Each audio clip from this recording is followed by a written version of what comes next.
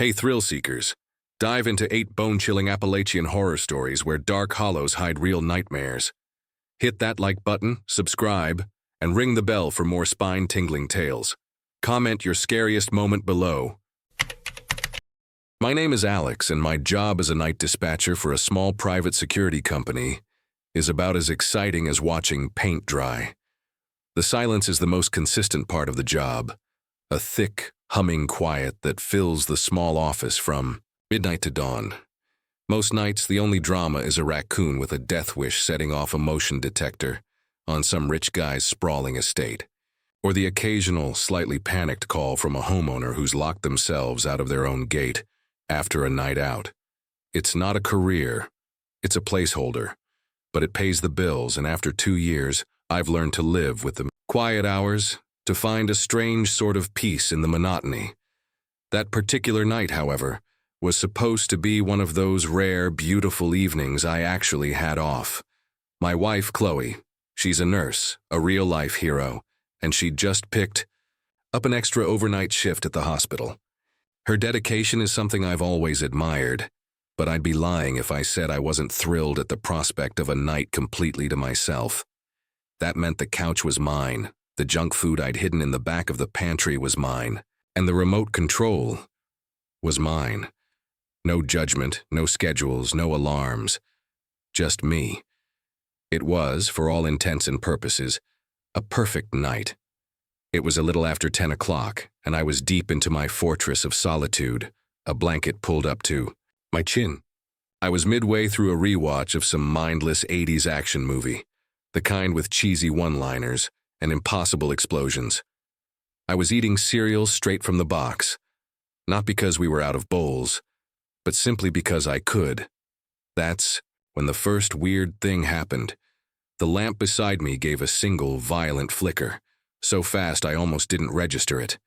The TV went dead for a half second, the audio hiccuping before the picture came back, now with a faint line of static running across the bottom. I sat up straight, my spoon halfway to my mouth, waiting, listening over the sound of the movie's ridiculous score. But everything seemed to settle. I figured it was just the old wiring. We'd moved into this rental house 6 months ago to save for a down payment, and its age was apparent. The place was built in the 60s, and the landlord wasn't exactly what you'd call proactive with upgrades. I shrugged my shoulders, relaxed back into the cushions, and pressed play on the remote, dismissing the incident entirely. Just old wires in a storm, I told myself, trying to get back into the movie. About 5 minutes later, it happened again. But this was different. The lights didn't just flicker this time. They faded. They drained from the room like water going down a drain, dimming to a low, unsettling, dull amber glow that painted everything in a sickly light. The bulbs in the ceiling began to emit a faint, high-pitched hum, a low, straining sound of electronics on the verge of complete failure. The movie froze. The sound died completely, and the room was plunged into a sudden, heavy silence that felt more profound than simple quiet. It felt like the air itself had grown thick, like something had settled in the room with me, a presence that sucked all the sound from the air. That's when I saw it. The curtain covering the glass of our back door twitched. It wasn't a gentle sway from a draft. Every window was sealed shut against the howling storm outside. It was a small, sharp, distinct twitch, as if someone standing on the other side had just flicked it with their finger. My heart started beating a little faster. I wasn't scared yet, just on alert. My dispatcher instincts kicked in, the part of my brain trained to analyze and assess. I muted the non-existent sound on the TV and just listened. Nothing but the drumming of the rain against the roof and the wind rattling the old window frames. I got up slowly from the couch and walked over to the door, pulling the heavy curtain aside. I scanned the patio, my eyes tracing the lines of the fence in the dark. It was empty, slick with rain and reflecting the dim orange light from inside. Nothing. But when I turned to go back to the couch, a sharp intake of breath.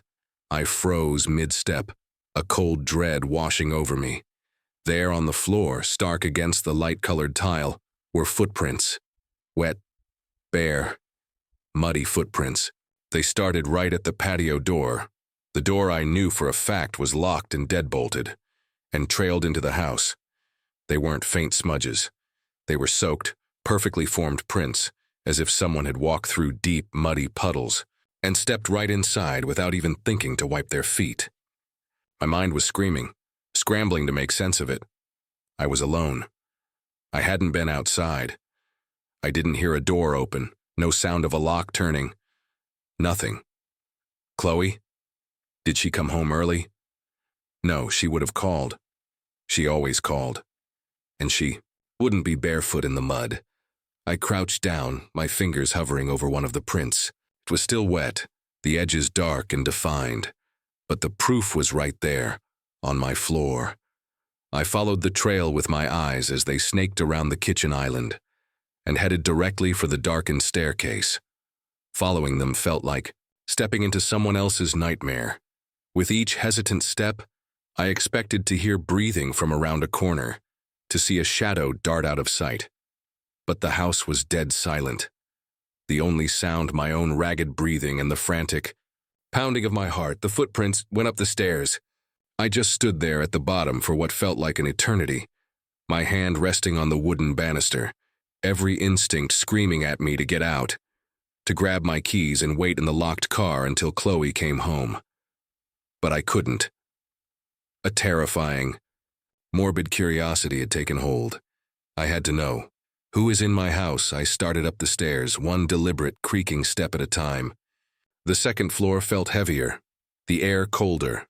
The hallway light didn't just flicker, it refused to turn on at all, the switch clicking uselessly. Using my phone's flashlight, its narrow beam seeming to be swallowed by the oppressive darkness, I continued to follow the muddy trail. It led all the way down the hall to the guest room at the very end. The door was open, just a crack, a sliver of deeper blackness in the dark. My heart was a drum against my ribs. I pushed it open the rest of the way. It looked normal, neat, quiet, and untouched, filled with the old bed frame and dusty shelves we kept meaning to get rid of. I took one step inside, shining my light toward the window, just to be sure it was locked. That's when the door slammed shut behind me, with a deafening boom that vibrated through the floor. I rushed back, my hand grabbing the knob, and tried to turn it. It was locked, solid, from the outside. Panic, cold and electric, shot through me.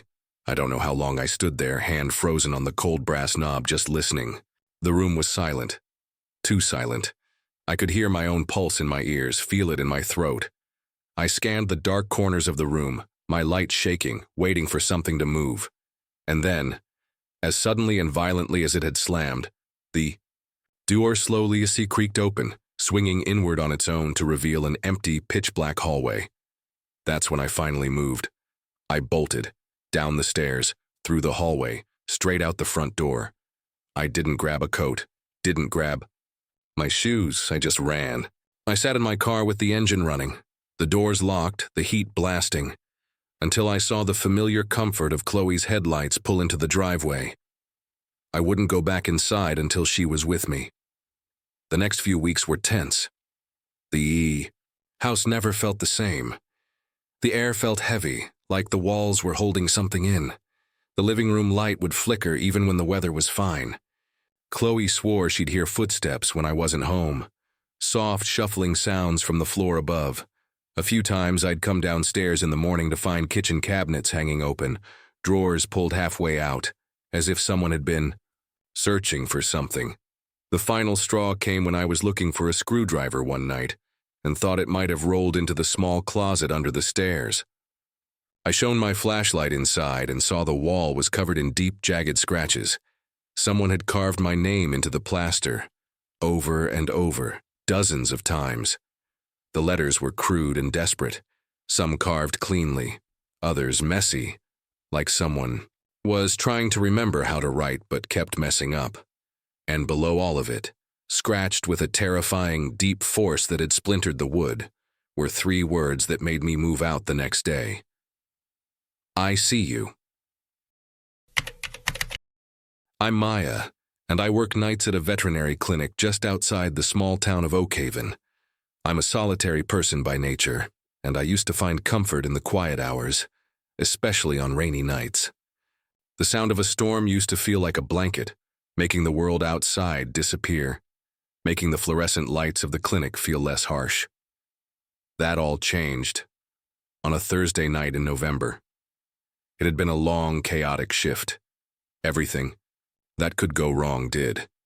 We had a dog come in after being hit by a car, its whimpers of pain echoing in the sterile room. We had a cat that was brought in seizing, its small body rigid and trembling. My co-worker Jess had to leave early because her kid had a fever, and by the end of it all, I was the last one left in the building, surrounded by the quiet hum of machines and the lingering scent of antiseptic. I stayed late cleaning up, locking away meds and finishing my notes. When I finally stepped outside, it was just past midnight, and it was pouring, the kind of rain where your windshield wipers on full blast just can't keep up. The parking lot was empty, the street lamps just blurry, hazy smudges in the downpour. Hesitated for a second, my hand on my car door.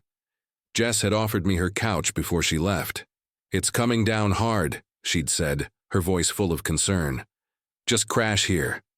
But I was bone-tired, a deep exhaustion that settled in my bones, and my own bed was only 25 minutes away, even less if I took the back roads. I'd driven them 100 times.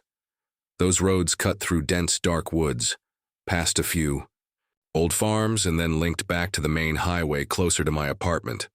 I knew them like the back of my hand. A beat. I didn't even think twice. I just got in the car, turned the wipers all the way up, and drove off into the deluge. The rain was so loud I didn't bother with music, just the rhythmic slap of the wipers and the occasional rattle of unseen branches against the roof. Visibility was garbage. The road narrowed between the trees, their wet branches forming a canopy that plunged the road into even deeper darkness. The edges of the road were almost invisible. My headlights picked up sheets of rain, but not much else. Then I saw her. She was just standing there on the shoulder, alone. I caught sight of her maybe 2 seconds before I passed. Pale skin, long dark hair, soaked and hanging limp. A white dress that was stuck to her legs like wet tissue paper. She was barefoot. Her arms were hanging straight down, and she wasn't moving. Not even flinching as my car sped past, splashing water onto the shoulder. I slammed on the brakes, my heart leaping into my throat. My car skidded slightly before stopping. For a few seconds, I just sat there, gripping the steering wheel, staring into the rearview mirror. I couldn't see anything through the rain.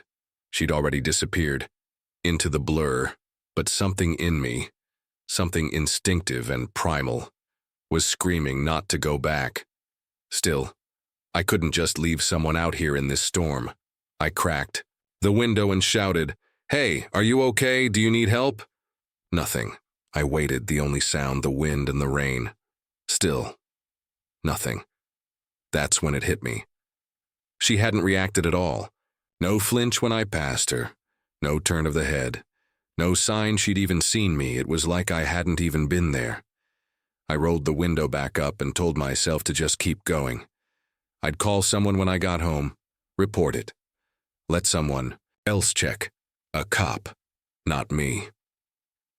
I started driving again, slower now, my palms sweaty on the wheel.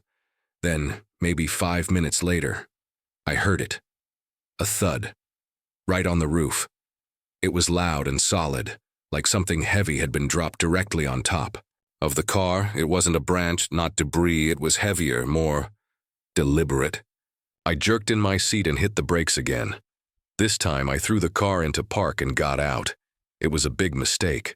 The rain hit me instantly, cold and blinding. I could barely see a foot in front of me.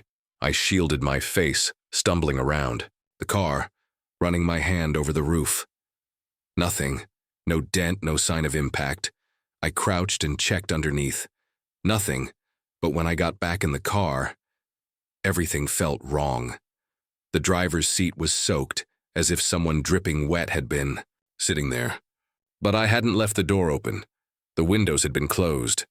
The rest of the car's interior was dry, and my own clothes were barely damp. I checked the doors. They were still locked.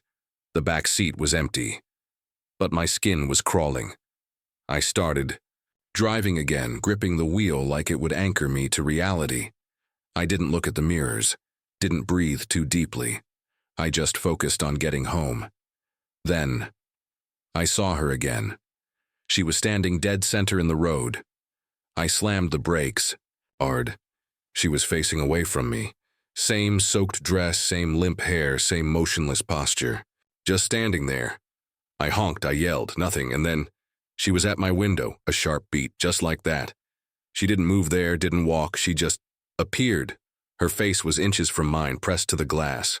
Her eyes were too wide, too dark. Her mouth was moving, slow and silent, forming words I couldn't hear. I froze. I couldn't blink, couldn't breathe. Then she smiled. It wasn't a smile that came from joy or even cruelty. It looked like a smile that had been practiced in a mirror 1,000 times, until it didn't mean anything anymore. It was wide, stretched, and wrong. I screamed and slammed the car in reverse, hitting the gas. The tires spun, the car fishtailed, and I fought to control it. She didn't chase me, didn't move. She just stood there as I backed up, turned around, and floored it the other way. I didn't stop again, not for red lights, not for stop signs. I don't even remember most of the drive. I just kept glancing at the mirrors, terrified I'd see her face behind me. When I finally pulled into my own driveway, I sat there for a long minute, engine running, heart still hammering. I checked the back seat one more time, but I couldn't shake the feeling that I wasn't alone. I ran inside and locked everything. Then I noticed something impossible. My clothes were bone dry. There was no way I could have been outside in that storm and not been soaked. I stood in my kitchen, staring at the floor, unable to make sense of anything. My hair wasn't even damp. I reached for my phone. It had a single notification. A new photo had been added to my gallery. I hadn't taken any photos. I opened it. It was a grainy, low-res shot taken from the back seat looking forward. You could see me in the driver's seat, slightly turned like I'd glanced to the left. And in the rearview mirror, barely in focus, was her face smiling that same awful smile. I deleted the photo. Then I sat on the couch until sunrise with every single light in the house on. I haven't taken that back road since. I don't care how long. My name is Sam. At 28, I was working night shifts at a small coffee shop near Northwood. It was the kind of place that only had a few customers past 10 p.m., mostly regulars and the occasional weirdo trying to sober up before heading home. I worked the late close, locking up around 1 in the morning most nights. It wasn't glamorous, but it paid my bills, and I honestly didn't mind the quiet. I didn't have a car back then. Still don't. I've always walked, even when it rained, which it did that night. A heavy, cold, steady rain. I didn't think much of it at the time. I threw my hood up, plugged in my earbuds, and started my usual route home. I'd always take a longer path through the side streets, not to save time, but just out of habit. It was quieter, easier to think, and most nights I didn't see a single soul. About 10 minutes in, the left earbud crackled and went silent, just fizzled out. I pulled it out and shook it, irritated, but as I looked up, something caught my eye. At the far end of the street, someone was standing under a broken street lamp. Not moving. Just standing. In the middle of the sidewalk, arms hanging loosely at their sides. I figured they were waiting for someone, maybe an Uber, but the longer I looked, the weirder it felt. They didn't shift their weight, didn't check a phone, didn't even hunch against the rain. Just perfectly, unnaturally still, staring straight ahead. I slowed down without fully realizing I was doing it. Then, they stepped forward. Just one step. It was subtle, smooth. No jerk, no sway. Just this almost mechanical glide forward. My brain flagged it immediately as wrong, but I brushed it off. Probably just tired, I told myself. Just get home. I took the next left and changed my route. I didn't run or anything, just adjusted my path, giving them the benefit of the doubt, but adding a little space. I still had my right earbud in, but now I wasn't really listening to anything. I was just walking faster, That's when I heard it. Tap, tap, tap. It wasn't the sound the rain makes. This was too slow, too spaced out. It sounded close, but not like it was coming from behind me. It was like it was all around me. I stopped walking. A beat. The tapping stopped too. I turned around. Nothing. No one. An empty sidewalk behind me. Just the steady rain and a busted neon sign humming in the distance. I started walking again, this time with purpose. No more taking my time. I cut through an alley I knew well. It was tight and dim. A shortcut I'd used for years. It ran behind a second-hand bookstore and dumped out near the corner of my apartment building. Halfway through, I caught a movement out of the corner of my eye. I turned, and he was there, 10 feet behind me. The same figure, soaked coat, wet, hair plastered across a face I couldn't see. He wasn't walking, not running. He was just there. He was closer than he should have been. There had been no footsteps, no splash, no sign of movement. He was just standing there, floating. I say that because his feet weren't touching the ground. I could see the puddle beneath him clearly. Its surface was undisturbed. No ripples, no reflection. I froze for maybe a second, my mind refusing to process what I was seeing. Then I ran. I didn't think, didn't look back. I just sprinted down the alley, my shoes slipping on the wet pavement. I hit the main street and nearly wiped out rounding the corner to my building. My hands were shaking so bad I could barely get the key in the lock. Once I was in, I slammed the door behind me and locked every bolt. I leaned against it, trying to breathe, trying to think. Maybe it was just someone messing with me. Maybe I imagined the floating. Maybe I was exhausted. Then, the lights went out. No flicker, no warning. Just total blackout. The hallway was pitch dark. I didn't move. I didn't even breathe for a few seconds. Then I heard it again. The tapping. Only this time it was coming from above me. Voice drops. I live on the top floor. The sound moved slowly across the ceiling directly over me. Soft, deliberate, like someone walking slowly in bare feet. I backed away from the door, inch by inch, my eyes locked on the ceiling as the tapping stopped right above my bedroom. Then I heard 3 sharp taps, tap, tap, tap, almost like a signal. I stepped backward into my room, locked the door behind me, and sat on the floor with my back against the wall. I didn't turn on any lights, I didn't move. I held my phone in one hand, but I didn't call anyone. What would I say? Then I heard it, the same tapping. But this time, it was at the window. 3 soft, steady taps. Tap, tap, tap. I looked up, and even with the blinds down, I could see the silhouette, that same figure, standing just outside my 3rd-floor window.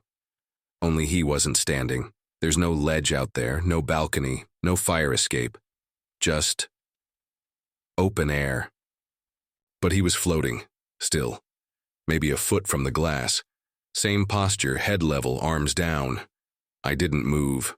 I stayed frozen on the floor, staring at the blinds, too afraid to breathe. He didn't tap again. He just stayed there. Eventually, hours later, the light in the hallway buzzed back to life. The power was on. I waited another 15 minutes before standing. The window was empty when I pulled back the blinds. Nothing was there. No footprints, no handprints, no water. I changed apartments a month later. I told work I could only do day shifts. I never explained why. But now, every time it rains, and I mean every time. I'm Kyle. I work nights answering calls for a bank's fraud department. It's not exactly thrilling stuff. I mostly listen to people complain or panic, but it pays better than you'd think. My shifts usually end around 2 a.m., and that night was no different, except for the storm.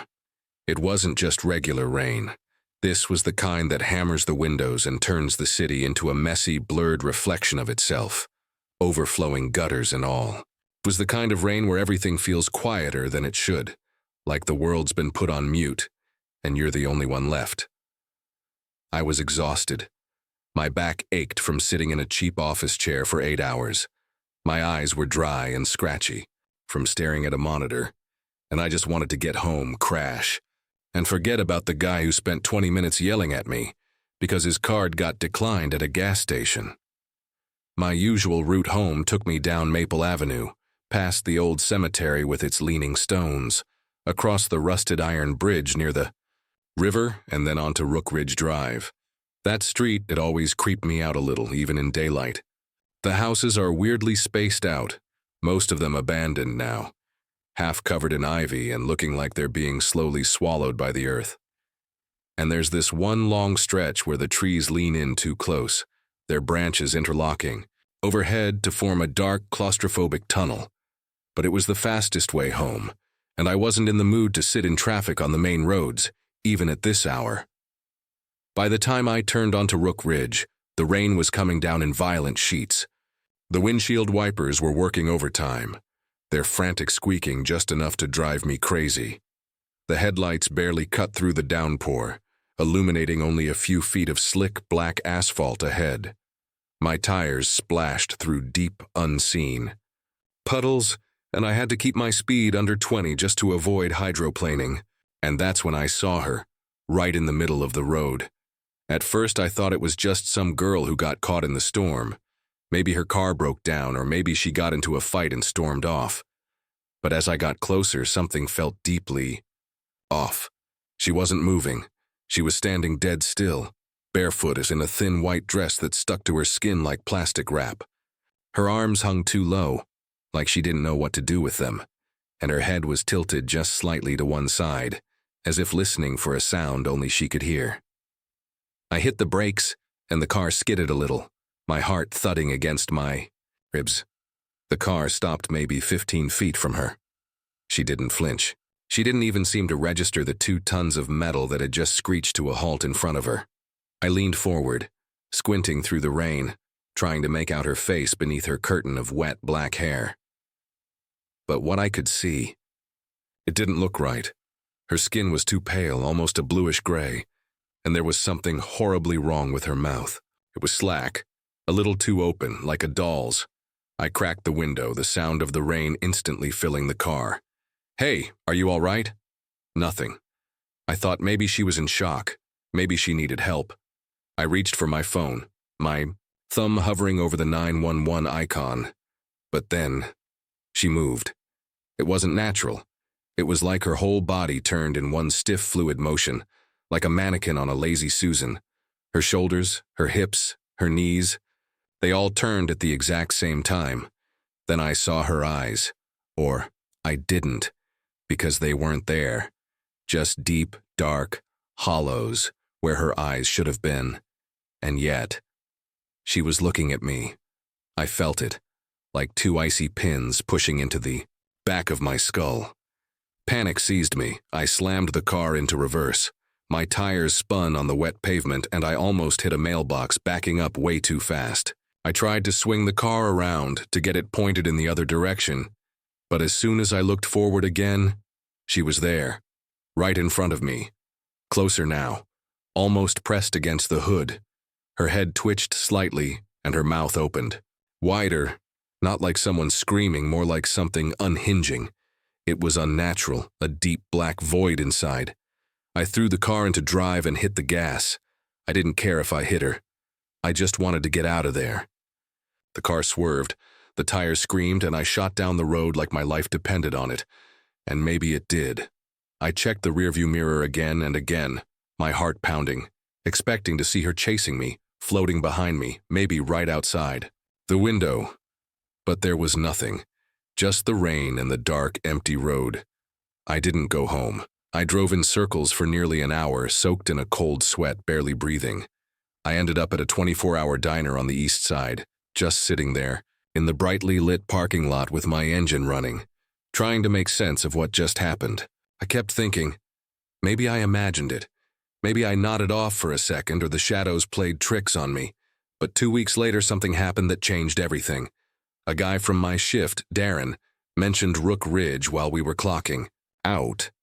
He said his girlfriend begged him to stop taking that road. Said she'd heard rumors from kids in the neighborhood about a woman in a white dress who appears during storms. Some said she was a ghost. Others claimed she was a projection, a hallucination caused by some old chemical leak in the area. Then Darren said something that made my stomach drop. Voice lowers. "She stands in the middle of the road, right?" He said with a nervous laugh. "Doesn't move. You think she's real until you get close. Then she turns around and her face, it's like something melted." I just nodded, unable to speak. I hadn't told anyone. Not one word. But he had just described her exactly. Since then, I've done some digging. It turns out there have been stories about Rook Ridge for decades. A woman hit by a drunk driver in the 70s. A girl who drowned during a flash flood in the 80s. A mother who vanished while searching for her missing child in the 90s. Different names, different decades, different details. But always the same thing. The rain, a white dress, and a face you'll never forget. I work nights as a delivery driver. It's not for the thrill. It's just because it pays better. Fewer customers, more tips. Simple math. I used to like the solitude, actually. The roads are quiet, nobody's honking, and you can just zone. Out with a podcast or some music. That's how I thought it would be that night, too. Just another shift, another paycheck. It had been raining on and off all day. That cold kind of rain that never really stops, just gets quieter, then louder, like it's breathing. Around 10:30, I got a new delivery notification on the app. The address was out near Millwood Creek.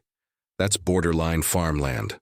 You don't even see houses out there until you're practically in someone's driveway. But I'd driven that area before. I figured I'd drop the order, come back through North Ridge, maybe hit the 24-hour diner on the way home. A beat. I should have let the request time out. I should have stayed home. The first 10 minutes of the drive were normal, just wet roads and the occasional deer eyeing me from the tree line, its eyes glowing in my headlights. But once I got off the main drag and onto this old side road, Bridge Hollow I think it was called, it was like I entered a different place altogether. No lights, no reflectors, just trees pressing in from both sides and rain smearing across the windshield, turning the world into a watery, distorted mess. I was gripping the wheel a little tighter than usual when I saw her. She was standing on the shoulder, just a few feet from the edge of the road, soaked to the bone. She wasn't doing anything, wasn't trying to wave me down or flag for help. She was just staring. Her clothes looked pale, almost colorless in the beam of my headlights. Her hair was stuck to her face and I couldn't see her eyes, which, for some reason, made me feel worse than if I could. I drove past without slowing down. My gut told me to just keep going. About a minute later, my phone buzzed. I looked down. Nothing. No call, no notification.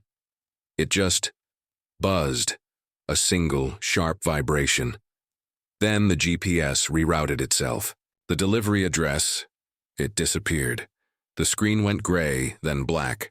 I thought it had died, but the phone didn't shut off. It just froze completely.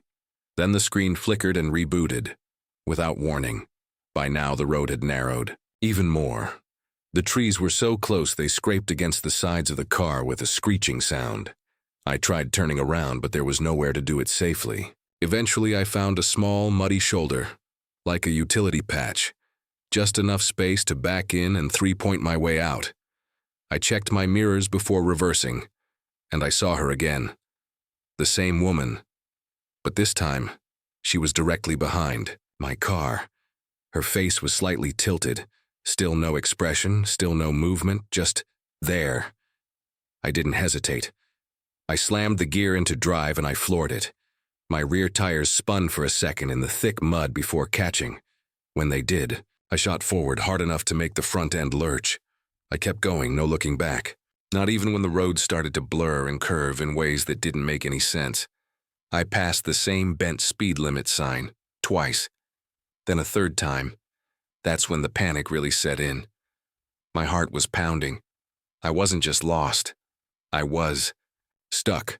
I was in a loop. The radio cut out first, a sudden burst of static, then silence. Then the dashboard lights began to dim. Not all at once, but gradually, like someone was turning a dimmer switch all the way down. Finally, the car made a soft, clicking sound, not from the engine, but from somewhere beneath me. Then everything went black. Headlights gone, interior, lights off. The engine still hummed, a low, unnerving vibration, but everything else had died. I stopped the car. I rolled the window down just an inch to listen. That's when I heard it, a soft tapping. At first I thought it was just the rain, but it was too regular, too slow. Tap, tap, tap. It was coming from the rear windshield. I turned around, and even through the fogged-up glass I could see a shape, a face, pressed against the glass from the inside. Panicked breath. I jumped out of the car so fast I slipped, my hand slamming into the wet asphalt, and I felt the grit grind into my palm. I scrambled to my feet and backed away, panting hard. I expected to see someone in the back seat. The doors weren't locked, but when I yanked the rear door open, nothing. The seats were damp, though, not soaked from the rain, just damp. Like someone had just been sitting there. The rear window still had condensation on the inside, and right in the center was one handprint. No smudge, no drag mark, just a single, perfectly clean handprint, like it had been pressed gently against the fogged glass from the inside. I didn't get back in. I grabbed my phone and started walking. I had no bars, no signal, but I just kept going. The road felt endless. No cars passed. I didn't even hear animals. No frogs, no birds. Just the steady, wet slap of my own shoes against the pavement. 20 minutes later, headlights appeared from a bend in the road. I practically jumped in front of them, waving both arms. The guy who stopped was older, maybe mid-50s, driving a beat-up red pickup. He rolled his window down an inch, looked me up and down, and asked if I was okay. I said yes and then no, then just mumbled something about my car dying. I didn't mention the woman. How could I? He gave me a lift back to the main road, dropped me at a gas station. I called for a tow, my hands still shaking. The mechanic looked over the car the next day and found nothing wrong. The battery was fine. The alternator was fine. No sign of any electrical failure. The GPS worked like normal, like none of it had ever happened. But I remember the way her hair clung to her cheeks. I remember how the loop started before I even knew I was in it. And I remember that damn handprint on the inside of the glass. She wasn't a person. She was a part of that road, and it wanted me to stay. It was showing me what it could do. I don't drive nights anymore. When it rains, I don't even open the delivery app. People can laugh, they can say I'm paranoid. But they didn't see her. They didn't sit alone in a dead car. I'm a nurse at a hospital just outside of Eldridge. I've gotten used to a lot of things. Blood, chaos, screaming, death. It all comes with the territory. You build up a kind of wall, a professional detachment, but nothing in that job. Nothing ever rattled me the way one rainy night at home did. I was 29 then, living alone in a small rental house. It was nothing fancy. Small, one floor, creaky floors, the occasional ant invasion, but it was mine, and I liked the quiet. After a 12 or 16-hour shift, quiet was gold. That particular night, I'd worked a double, 14 hours on my feet, 3 critical traumas and a full hour documenting a combative psych patient who tried to headbutt me because I wouldn't give him more morphine. I was too exhausted to be afraid of anything. It was just after 11:30 p.m. when I finally pulled into my driveway. The rain had picked up during my drive home, and by the time I killed the engine, it was hammering down like nails on the windshield. I just sat there for a second, staring through the blurry sheet of water, trying to talk myself into moving. Then I noticed the porch light was off. Now, that might not sound like much, but I always left that light on. Always. I'm the type who double-checks the stove before leaving and locks the bathroom window, even though it's too small for anyone but a squirrel to fit through. That light being off, it hit me as weird. It felt like something wasn't right before I even got out of the car. Still, I told myself, maybe the bulb finally blew. Grabbed my bag, pulled my hood up, and ran to the door. The rain was so heavy it soaked through my scrubs in seconds. I fumbled with the keys for longer than I should have, my hands shaking a little, which I blamed on caffeine withdrawal. Finally, I got the door open. Inside, I flipped on the hallway light. It worked fine. I kicked off my shoes and dropped my bag. Everything looked normal. At first. The living room was exactly how I left it. Blanket crumpled on the couch, half a cup of cold tea still on the coffee table. The faint smell of vanilla lingered from the candle I'd forgotten to blow out that morning. I was halfway to the kitchen when I heard the first thump. It came from the back of the house, not the roof, not the walls. Inside. It wasn't a creak or a pop like the house settling. It was a heavy, deliberate thud, like something fell or got dropped. I froze, my hand on the kitchen counter. I held my breath and waited. Nothing. I shook my head, told myself, maybe the cat from next door knocked something loose, or my mop fell in the laundry room. I turned toward the hallway. Again, thump, louder this time. Something about it made my stomach twist. I hadn't moved anything around recently. There was nothing that should have fallen, and it was too heavy to be a mop. It sounded like furniture. That's when I heard it. Footsteps, soft, wet ones, moving across the linoleum floor in my kitchen. Voice drops to a whisper. I couldn't breathe. I didn't run, I didn't yell, I just listened. The steps were slow, steady, like whoever was there wasn't in a rush, like they knew I'd heard them, and they didn't care. I reached for my phone on the counter and turned on the flashlight. It barely helped, but I didn't want to flip more lights on and make noise. I started moving, careful, one step at a time, back toward the hallway that led to the kitchen. There's a corner right before you get a full view of the room. I stopped just before it, held my breath, and leaned slightly. That's when I saw him. A man, soaking wet, standing in front of the sink with his back to me. His clothes were clinging to him, his feet bare on the tile. His hair was plastered to his head like he'd just climbed out of a lake or been caught in the rain for hours. He didn't move, didn't turn, didn't shift.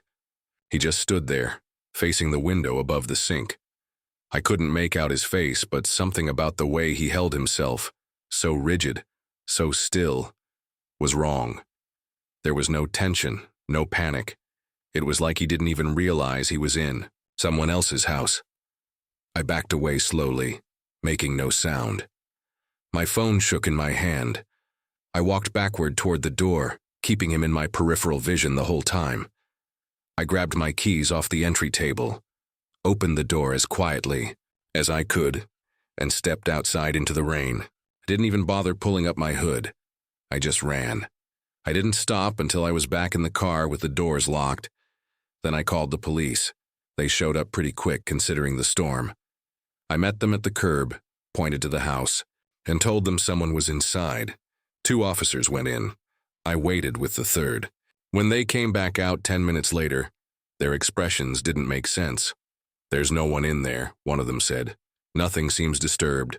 Are you sure you didn't imagine it?" I didn't imagine it. I cut in.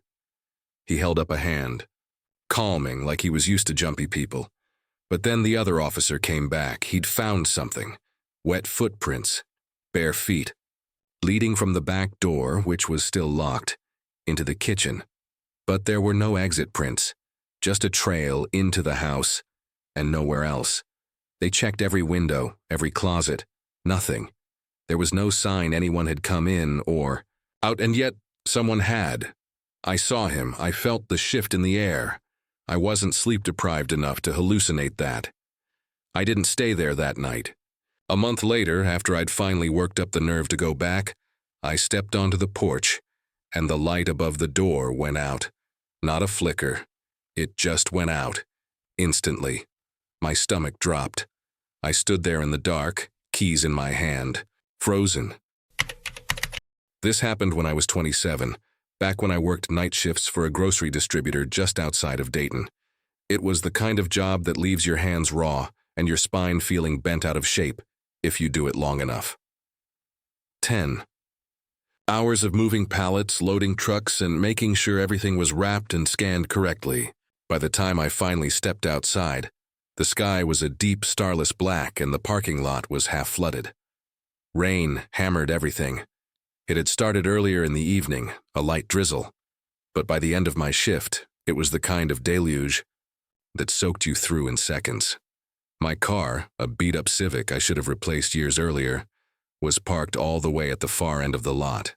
One of the guys I worked with, Reggie, a good-hearted guy, offered me a ride up in his truck, but I waved him off. I just wanted to be alone, to decompress in silence and get home. That was a big mistake. I jogged to my car, yanked open the door, and tossed my soaked hoodie onto the passenger seat. As I sat there, the engine rumbling to life, trying to catch my breath, I noticed something that still gives me chills. The rearview mirror. It had been tilted downward, slightly but noticeably.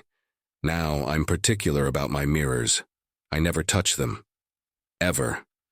I keep them angled just so I can see out the back without having to adjust my head. I remember staring into it for a few seconds, confused, seeing only the back of my own headrest. I turned around and looked into the back seat. Nothing, just the usual junk. My old work hoodie, some crumpled receipts, an empty water bottle. Still, I couldn't shake the feeling. I adjusted the mirror back to its proper position and told myself I must have knocked it getting in, even though I knew, deep down, that I hadn't. I pulled out of the lot, my tires cutting through deep puddles, and got onto the 2-lane highway that ran along the edge of the woods. It was the quickest route to my place, though not the most comforting. No lights, no houses, just trees pressing in from both sides like black walls. The rain was so heavy I could barely see.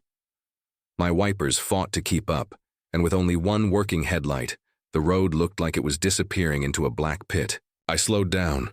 No music, no phone, just my own breathing and the rhythmic, frantic clack of the wipers. About 10 minutes into the drive, I saw something on the shoulder, a shape. At first I thought it was a deer and I slowed down a little more. Then it shifted.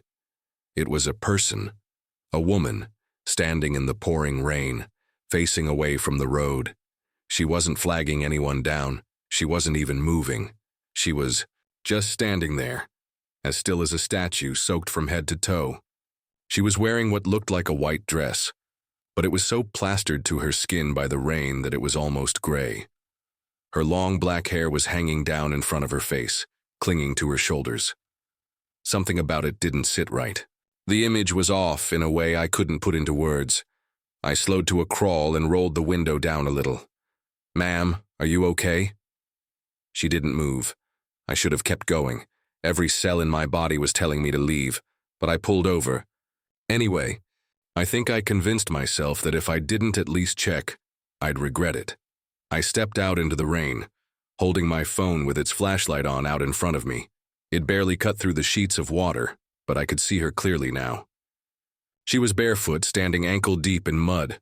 Her arms were stiff at her sides and she wasn't shivering. That's when I saw her face. She turned toward me slowly, as if her neck didn't want to cooperate. Her skin was bluish, stretched tight, over high cheekbones. Her lips looked cracked, and her eyes, and they weren't right. They were too wide, too dark, like someone had painted over the whites with black ink. I froze. She opened her mouth. No sound came out, just this shuddering exhale, like the last breath of something that hadn't breathed in a very long time. I took a step back, then she moved. One step, then another. It was jerky, unnatural, like her body didn't remember how to walk. Each splash of her foot in the mud sounded too loud, as if something was off about her weight. I backed up fast. I'll call someone, okay? Just stay there." She kept coming. I turned and ran. The second I slammed the car door shut, she hit the side of the car with a loud thump. Her face was suddenly at the window. Eyes wide, mouth open, her palm pressed flat against the glass. I could hear her nails, scraping the metal just below the window frame.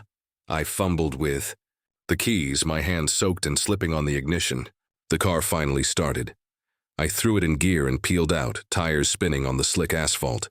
In the mirror, she was still there, standing in the middle of the road now, her head bowed again, water pouring over her like nothing had happened. I didn't stop driving until I reached the brightly lit gas station near the highway on-ramp. I pulled into the lot, locked all the doors, and sat there, breathing like I'd just run a marathon.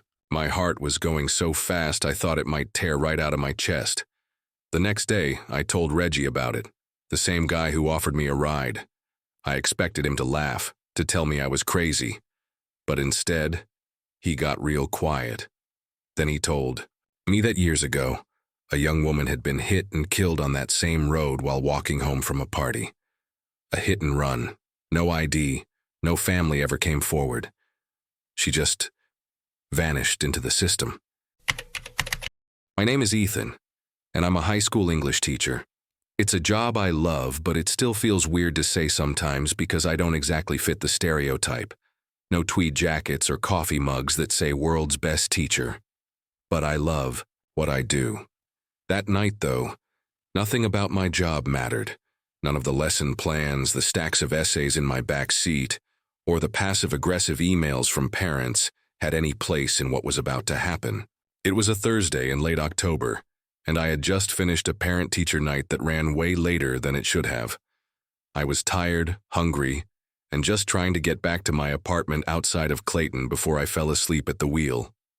It had been raining hard all day, and by the time I got out of the school parking lot, the roads were shiny with standing water and mist. It was the kind of rain that doesn't just fall, it slams. Halfway through the drive, I glanced down and saw the gas light glowing on my dashboard. Great. The road I take is a backwoods 2-lane highway that curves through a bunch of forgotten farmland, so it's not like there's a 7-Eleven every few miles. I remembered seeing a small, beat-up gas station a few miles up ahead the last time I drove that way during the day. I wasn't thrilled about stopping there, especially at night, but it beat the alternative of running out of gas in the middle of nowhere. When I pulled in, the place looked like something out of an old horror movie. One single gas pump under a flickering, buzzing overhead light. No other cars. The little convenience store attached to it was dark, except for a single, dim bulb hanging behind the counter. I couldn't even tell if anyone was inside. I left the engine running for a second, thinking, maybe I should just try to make it home. But the gauge was practically on empty, begging me not to be stupid. So I got out. The rain hit me like a wall, cold, heavy, and fast. I flipped my hood up and tried to move quickly, fumbling with my credit card and the nozzle. I kept glancing around. Something about the place just didn't sit right. The air smelled like wet wood and old oil. Then I noticed someone standing near the edge of the building, right where the weak light met the deep shadow. They weren't moving, just standing there facing me. I couldn't make out their face, couldn't tell if they were male or female. Just a tall, slender silhouette, half hidden by the angle of the wall in the driving rain. I didn't say anything. I didn't want to engage. I just finished pumping my gas as fast as I could, my eyes flicking back to them every few seconds. They didn't speak. They didn't move. Not even an inch. They just watched. I got back in the car and locked the doors, before I even started the engine. As I pulled out, I looked in the rearview mirror. The figure was still there, still facing me, like they hadn't blinked since I first saw them. I drove the next stretch of road faster than I should have, trying to put some distance between me and whatever that was. I kept telling myself it was probably just a drifter, or someone who worked there looking for a smoke break. But the longer I drove, the less sure I was. About 5 minutes later, I glanced in the rearview mirror again.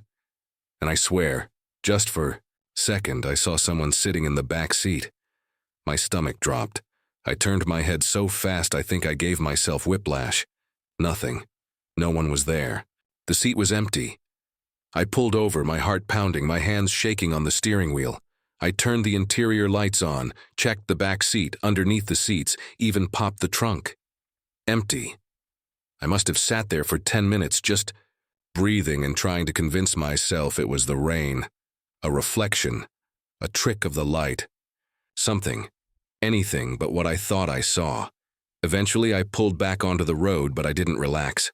I couldn't. Every bump, every creak of the car frame made me flinch. By the time I reached my apartment complex, I was a wreck. I parked under the carport, grabbed my bag, and ran through the downpour up to my second-floor unit. I let myself in, locked the door behind me, and dumped everything on the floor. My clothes were soaked. My shoes were full of water. I didn't even care. I just wanted to get warm and feel safe. Then I saw them. Muddy footprints. Not mine. I hadn't even had time to track anything in yet. These were already there, leading from the front door, across the living room, and down the hallway. Toward my bedroom. I froze. My phone was still. In my bag by the door. Every instinct screamed to leave, but my legs wouldn't move. Slowly, I picked up a heavy lamp from the end table and crept down the hall. The footprints were uneven, like whoever made them was walking slowly or maybe limping. The door to my bedroom was open, just a crack. I took a breath, held the lamp like a baseball bat, and pushed the door open. Empty. No one. The windows were locked. The closet was empty, nothing under the bed. I told myself maybe I tracked the mud in earlier and didn't notice. Maybe I'd left the door cracked and it just looked more dramatic in the moment. I didn't believe any of it. I called the cops. They came, looked around, said they didn't see any signs of forced entry, and advised me to check with the apartment office about camera footage.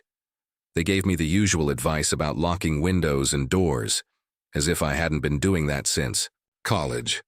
That night around 2 a.m., I was trying to sleep with every single light in the apartment on when I heard it. The shower turned on. I bolted upright in bed. I live alone. I grabbed my phone and tiptoed to the bathroom. Steam was already seeping out from under the door. I reached for the knob, hesitated, then flung it open. Empty. No one in the shower. Just water blasting against the tile, steam everywhere.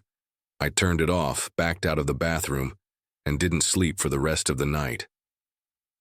2 days later, I came home from work during another storm and found the word hello written in the fog on the bathroom mirror. There had been no fog on the glass when I'd left that morning. I hadn't been home since. The security footage from the night of the incident was blank from 2:11 a.m. to 2:27 a.m., like someone had cut the feed. I broke my lease that week. I moved to a new city, a new apartment, a new everything. I still teach, still drive, still live, alone.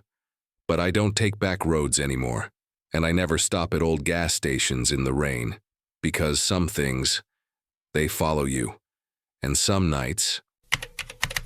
I'm 28, a paramedic out of Pike County, Ohio. I work mostly nights.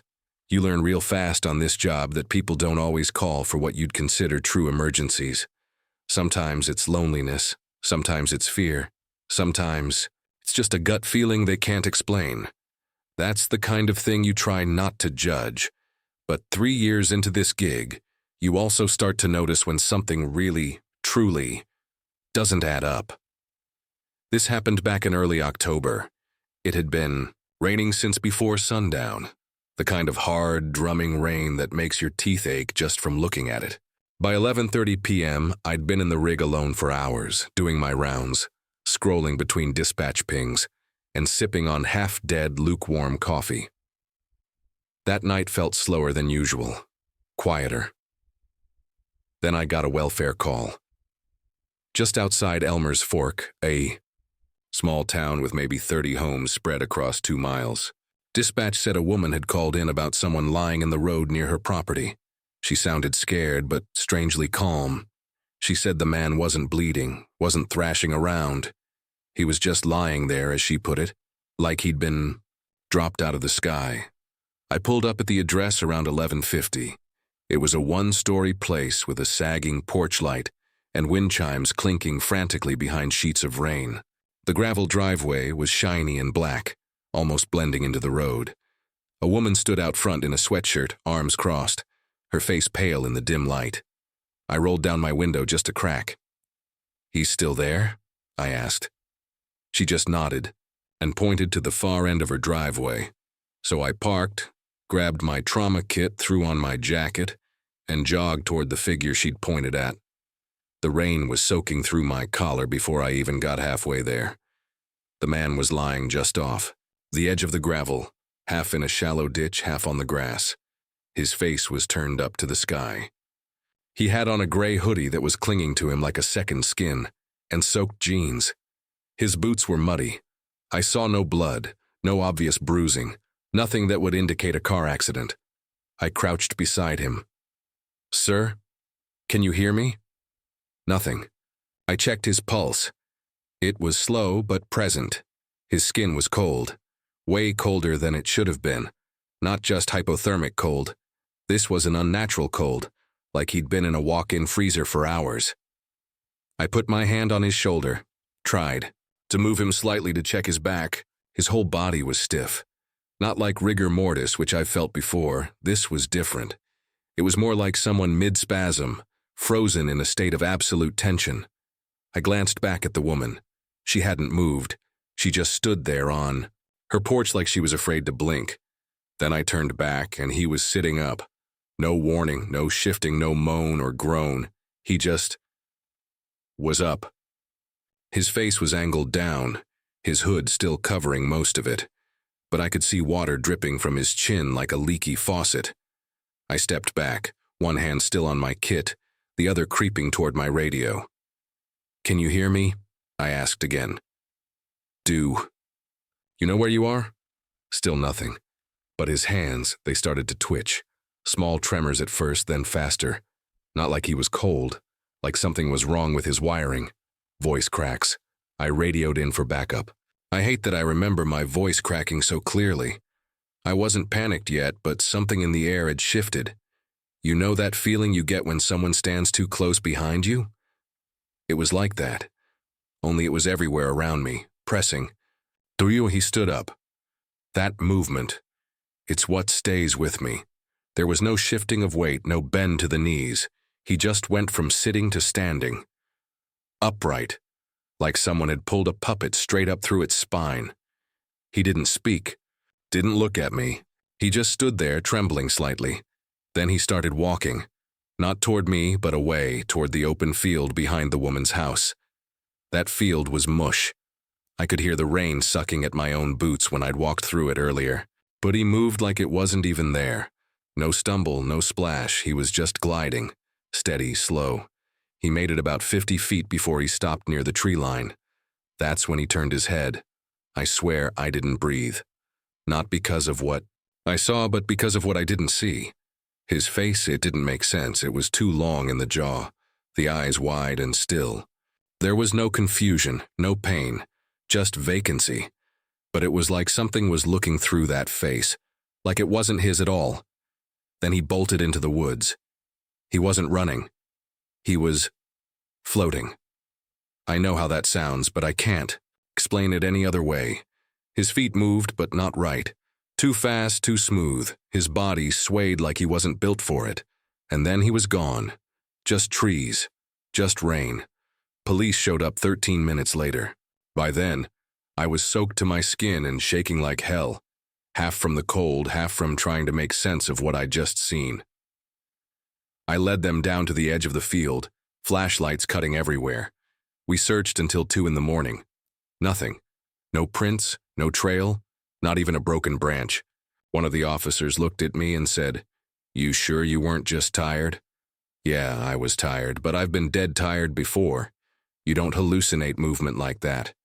You don't feel fear like that when you're just groggy. I reviewed the dash cam and my body cam the next day at the station. It caught everything. Right up until the moment he ran, then just static. A full 10 seconds of snowy fuzz followed by me standing there, breathing hard, staring into the black trees like an idiot. The official report labeled it, "Subject fled scene, presumed intoxicated or distressed." But I knew better. I've worked overdoses, seizures, schizophrenic breaks. This wasn't that. This was something I was never supposed to see. It was like I caught a glimpse behind the curtain of the world, and whatever was back there, it didn't want to be noticed. I took 2 nights off after that, didn't tell anyone why. Now every time I drive a rainy road at night, I keep my high beams low and my foot a little lighter on the gas. I still stop for welfare calls, still do my job, but I don't get out of the rig right away anymore. I roll the window down first. I listen. And I wait. Because some things don't want help. Some things just want to be seen. And if that ever happens, again, I'm not so sure I'll be lucky enough to just watch it leave. The rain eventually stops. The sun comes out and the world looks normal again. The roads dry, the puddles disappear, and the footprints fade. But for those who have seen what the storm can bring, the memory never washes away.